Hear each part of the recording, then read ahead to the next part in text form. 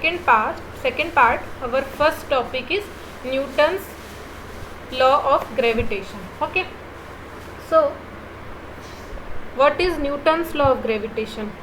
This law is propounded in 1687 by Newton. Okay, Newton ने दिया था इस लॉ को, एंड किस ईयर में दिया था? 1687 में दिया था.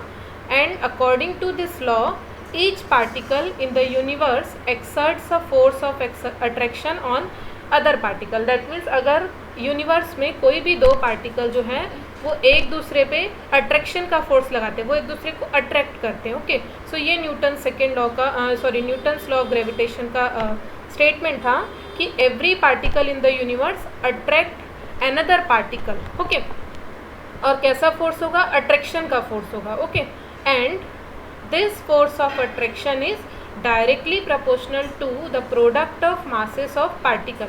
मतलब ये जो force of attraction लग रहा है दो पार्टिकल के बीच का, ये किसके किसके प्रोपोर्शनल है? जो दोनों पार्टिकल हैं, जो दोनों एक दूसरे को अट्रैक्ट कर रहे हैं, उनके मास के प्रोपोर्शनल होगा, दोनों के मास के प्रोपोर्शनल होगा. And this force of attraction is inversely proportional to the square of distance between them. Proportional किसके हुआ? दोनों पार्टिकल के मास के. ओके, एंड इन्वर्सली प्रोपोर्शनल किसके हुआ? जो दोनों पार्टिकल को जो लाइन ज्वाइन कर रही है, जो डिस्टेंस ज्वाइन कर रहा है, उस डिस्टेंस के स्क्वायर के इन्वर्सली प्रोपोर्शनल होगा. Okay, suppose here we have two masses m1 and m2. Okay, so यहाँ पे टू मासेस हैं, एक का मास m1 है, दो पार्टिकल, एक का मास m1 है, एक का मास m2 है, और इनके बीच का डिस्टेंस क्या है? r है. Okay, so according to this statement, F means what? Force of attraction. It is proportional to किसके किसके प्रोपोर्शनल होगा? दोनों पार्टिकल के मास के. मतलब एक का मास m1 है और दूसरे का मास m2 है, मतलब दोनों पार्टिकल के मास के प्रोपोर्शनल है. एंड इन्वर्सली प्रोपोर्शनल है किसके? Square of distance between them. तो इनके बीच का डिस्टेंस क्या है? r. तो इसके स्क्वायर के वो क्या है? इन्वर्सली प्रोपोर्शनल है. Okay, so this is Newton's law of gravitation. तो क्या बोला न्यूटन ने, क्या स्टेटमेंट दिया उन्होंने अपने लॉ में कि यूनिवर्स में जितने भी पार्टिकल हैं वो अपने पास के दूसरे पार्टिकल को अट्रैक्टिव फोर्स लगाते हैं, अट्रैक्ट करते हैं. ओके, और ये जो फोर्स ऑफ अट्रैक्शन होता है वो दोनों पार्टिकल के, जिन दो पार्टिकल के बीच में वो अट्रैक्शन का फोर्स लग रहा है, उन दोनों पार्टिकल के मास के प्रोपोर्शनल होगा.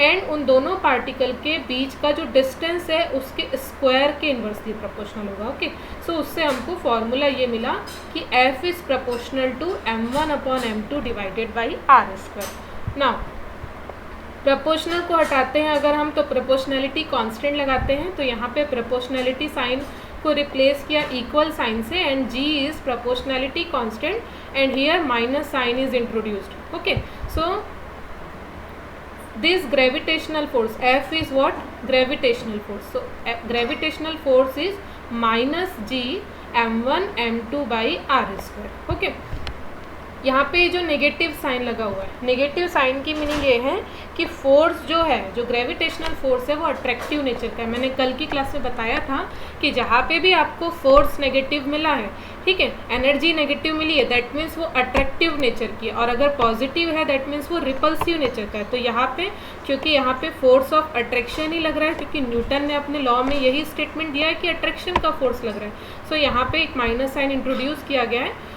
जो ये बताता है कि ये जो फोर्स ऑफ ग्रेविटेशन है that is attractive nature. Okay,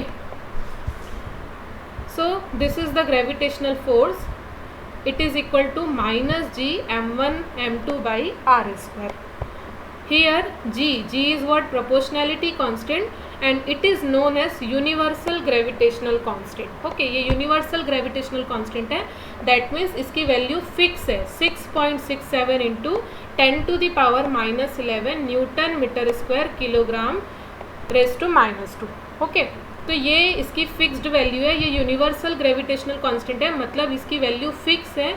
ये किसी भी पोजीशन के रिस्पेक्ट में इसकी वैल्यू चेंज नहीं होगी, ये फिक्स वैल्यू. ओके, सो ऐसे कांस्टेंट जिसकी वैल्यू फिक्स होती है, ये किसी पोजीशन या किसी प्लेस के रिस्पेक्ट पे चेंज नहीं होते, ऐसे कांस्टेंट को हम बोलते हैं यूनिवर्सल कांस्टेंट.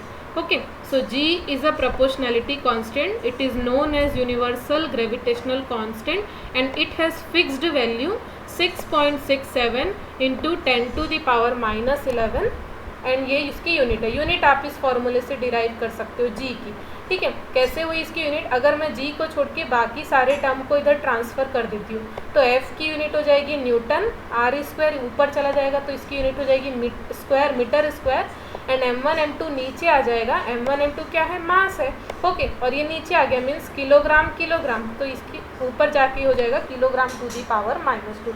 तो आप इस फॉर्मूले से जी की यूनिट लिख सकते हो, okay. And this is its numerical value. Now if we take m1 equal to m2 equal to 1, मतलब हमने इसको भी 1 ले लिया, इसको भी 1 ले लिया और r को भी 1 ले लिया, ओके। मतलब यहाँ भी 1, यहाँ भी 1, यहाँ भी 1, तो ये पूरा फैक्टर 1 हो जाएगा। Then g equal to f, okay. g equal to f actually minus f होगा, g equal to minus f होगा। दैट मीन्स जो ग्रेविटेशनल कांस्टेंट, अगर आपको उसकी डेफिनेशन देना है तो आप कैसे लिखोगे, gravitational constant is numerically equal to the force acting between two unit masses, क्योंकि ये यूनिट मास है, ओके। और f क्या है, इन दोनों यूनिट मास के बीच में लगने वाला फोर्स है, okay. So gravitational constant is numerically equal to the force, gravitational constant is numerically equal to the force acting between two unit masses, क्योंकि दोनों का मास हमने यूनिट लिया, 1 लिया, 2 unit masses that are separated by unit distance, because R की वैल्यू हमने 1 लिखी।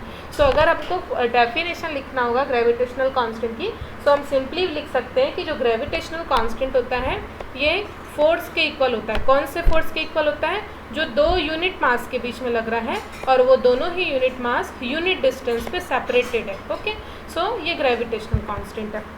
नाउ डायमेंशन ऑफ जी की अगर हमको डायमेंशन कैलकुलेट करना है, सो डायमेंशन कैसे कैलकुलेट करेंगे, हम इसी फॉर्मूले को देखते हैं।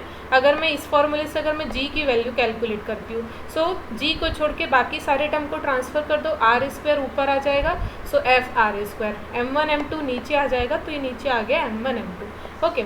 एफ क्या है, फोर्स, और फोर्स क्या होता है, मास इंटू एक्सेलरेशन। ये r square as it is है, m1 एज इट इज़ है, m2 एज इट इज़ है, ओके।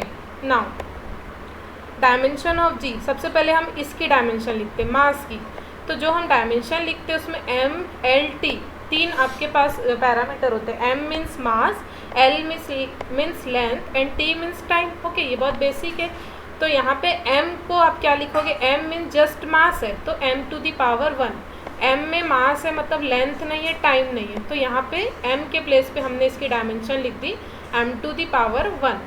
a क्या है, एक्सेलरेशन है, और एक्सेलरेशन की डायमेंशन होगी l⁻⁻1 t⁻⁻²।